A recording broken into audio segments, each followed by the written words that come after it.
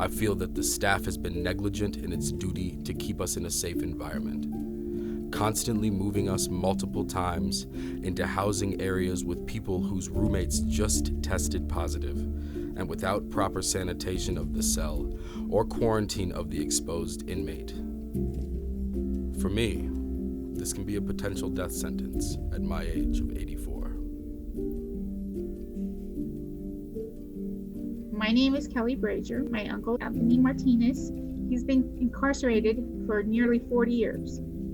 He has underlying health issues, and my uncle is one of 9 people in his entire wing that does not have the coronavirus. My name is Denise Maes, and I'm the Public Policy Director for the ACLU Colorado. We try to advocate to do things that advance civil liberties. And the whole point of this advocacy is to try to decarcerate Colorado prisons. Epidemiologists all over the country have concluded that prisons are really a petri dish for the virus. There is no way in a prison that you can follow any of the CDC guidelines. There is no 6 feet distancing. The fact of the matter is there are 2, sometimes 3 individuals in one cell. Not to mention the fact that he has kidney issues, renal failure. His drawings over the past 6 years declined. He has to have somebody else write letters for him. It seems like his activities, like going to Sweat Lodge and making things, has deteriorated along with his health. And for someone like Mr. Martinez, who waited a couple of years to get his wheelchair, prisons are not nursing homes. They're not hospitals at all. And yet they're being asked to treat some of the inmates in a way that's really impossible. This coronavirus has been hard because I don't get the 1 to 2 letters a month like I used to. And that increases the anxiety, that increases the worry.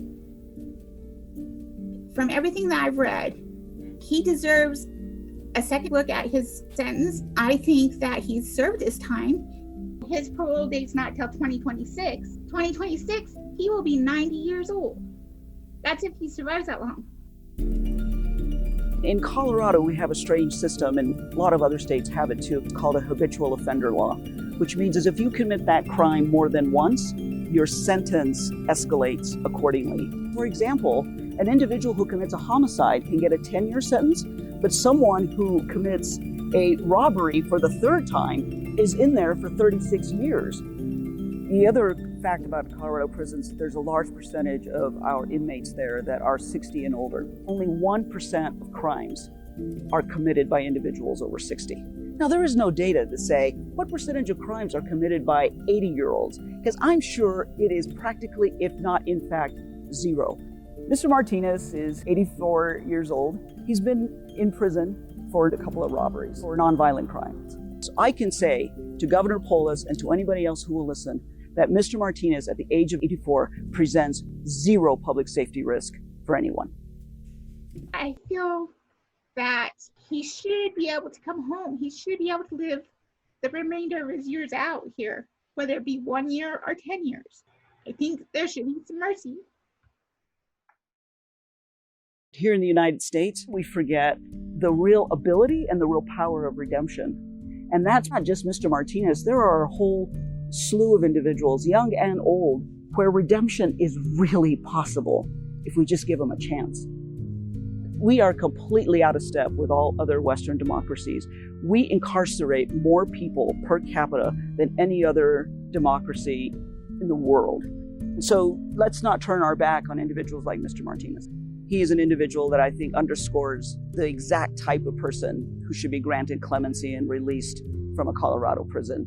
There is a clemency petition in front of the governor, and so the governor could grant him clemency at any time.